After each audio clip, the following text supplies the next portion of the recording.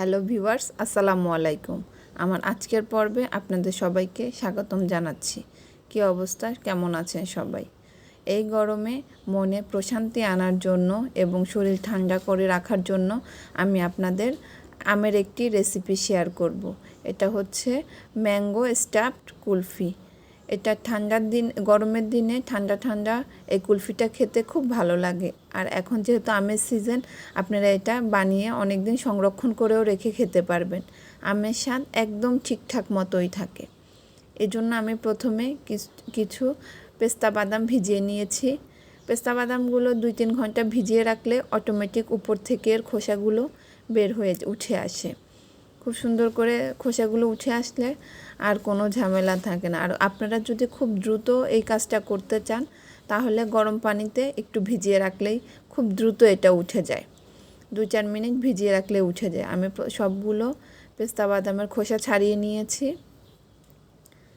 এখানে আমি অল্প কিছু পেস্তা বাদাম নিয়েছি, খুব বেশি পেস্তা বাদাম না, কারণ আমি অল্প পরিমাণেই বানাবো। তো বাদামগুলোকে আমি মিহি করে পেস্ট করে নিব। আপনার ইচ্ছা করলে পাটাও বেটে করতে পারেন অথবা ব্লেন্ডারে ব্লেন্ড করতে পারেন, যেভাবে ইচ্ছা করা যায়। তো আমি এখানে পেস্ট বানিয়ে নিলাম একটা। এতে এই পেস্তা বাদামটি দেওয়াতে কুলফির কালারটা অনেক সুন্দর আসে। এখানে আমি ফুল ক্রিম মিল্ক নিয়েছি। এখানে আমি আধা কেজি পরিমাণ দুধ নিয়েছি। এটা ফুল ক্রিম মিল্ক। এই দুধকে আমি জাল দিয়ে হাফ করে নিব। আপনারা যদি আরও বেশি ঘন করতে চান 1/3 করে নিলেও হয়। তো আমি এখানে হাফ করে নিব। আমি দুধগুলোকে ধীরে আঁচে জাল করে নিব। এই সময় নাড়াচাড়া করতে থাকবো যাতে দুধটা নিচে লেগে না যায়। আমি দুধগুলোকে ঘন হওয়া পর্যন্ত অপেক্ষা করব। আমি এখানে আর্টিফিশিয়াল কিছু ইউজ করব না, দুধে ঘন করব শুধু। অনেক সময় আমরা কর্নফ্লাওয়ার দিয়েও দুধ ঘন করতে পারি বা কাস্টার্ড পাউডার দিয়ে। আমি এটা কিছুই ব্যবহার করব না, এতে স্বাদ অনেক ভালো আসবে। এর সাথে আমি হাফ কাপ পরিমাণ গুঁড়া দুধ অ্যাড করে দিচ্ছি। গুঁড়া দুধগুলো ঢালার পরে খুব দ্রুত নেড়ে চেড়ে দুধগুলোকে মিশিয়ে নিতে হবে, না হলে দুধগুলো দানা বেঁধে যেতে পারে। এটা খেয়াল রাখবেন সব সময়।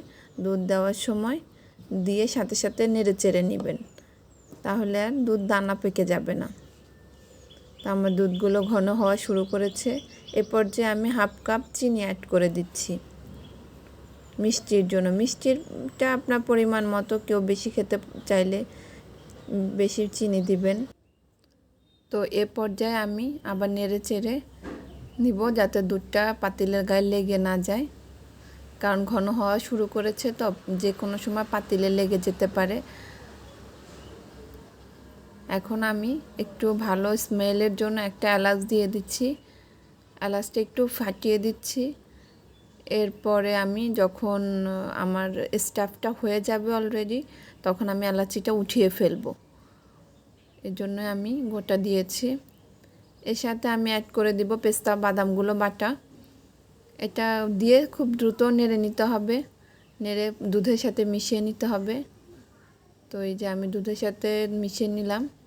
তো বাদামটা দেওয়ার সাথে সাথে একটা ম্যাজিক হয়ে গেল, দুধের কালারটাই চেঞ্জ হয়ে গেল। পেস্তার একটা নিজস্ব কালার আছে, খুবই সুন্দর একটা কালার, একটু সবুজা কালার হয়ে যায়। তো আমার দুধের কালারও অনেকটা ওরকম হয়ে গিয়েছে, ভালো লাগে দেখতে, কুলফি কুলফি কালার চলে আসে। এজন্য আপনারা চেষ্টা করবেন অবশ্যই পেস্তা বাদাম অ্যাড করার জন্য, এতে কুলফির একটা কালার যে থাকে ওইটা চলে আসে। তো আমার দুধ অলরেডি হয়ে গিয়েছে ঘন। আমার মনে হয় এতটুকুই ঘনই যথেষ্ট, কারণ ঠান্ডা হলে দুধটা আরেকটু বসে যাবে এবং থিকনেসটা আরেকটু বাড়বে। এজন্য আমি এখন একটু পরে নামিয়ে ফেলবো।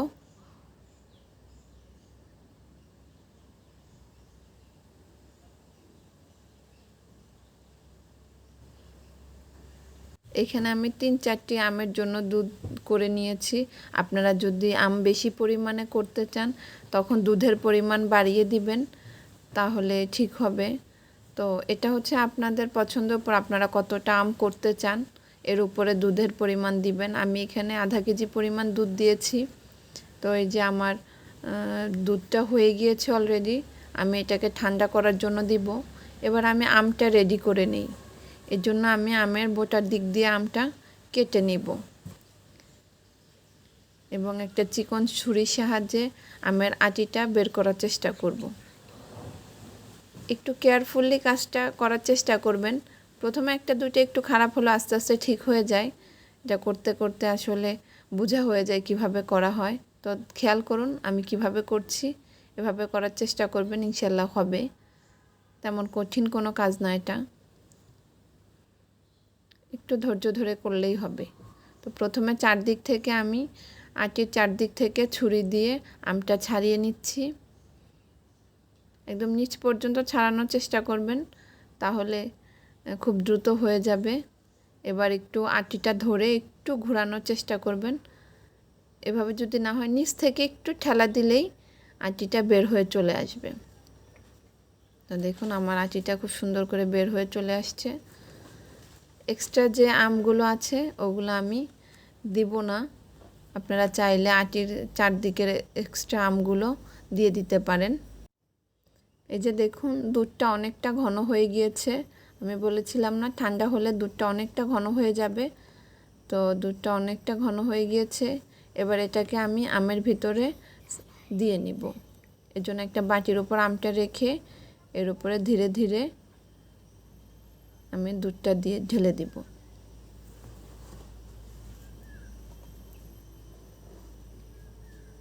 এর উপরে বোটার অংশটা দিয়ে দিলাম।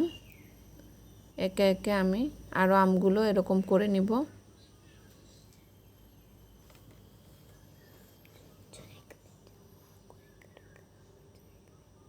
এবার এটাকে ডিপ ফ্রিজে 4-5 ঘন্টার জন্য রেখে দিয়েছিলাম। 4-5 ঘন্টা পরে বের করলে এই অবস্থায় বের হবে। দেখুন খুব সুন্দর করে জমে গিয়েছে। এবার এটাকে আমি একটা ফিলারের সাহায্যে খোসাগুলোকে কেটে নিব।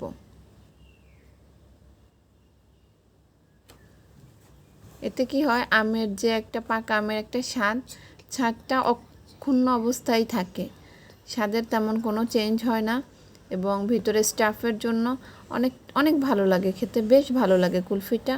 মানে ম্যাঙ্গো কুলফিটা অনেক খেতে ভালো লাগে এবং একটা গরমে একটা খুবই একটা শান্তির একটা খাবার, ডেজার্ট আইটেম হিসেবে আপনারা খেতে পারেন। বাচ্চারা তো খুবই পছন্দ করে খাবার এটা। আমি এভাবে করে কেটে টুকরো টুকরো করে নিচ্ছি।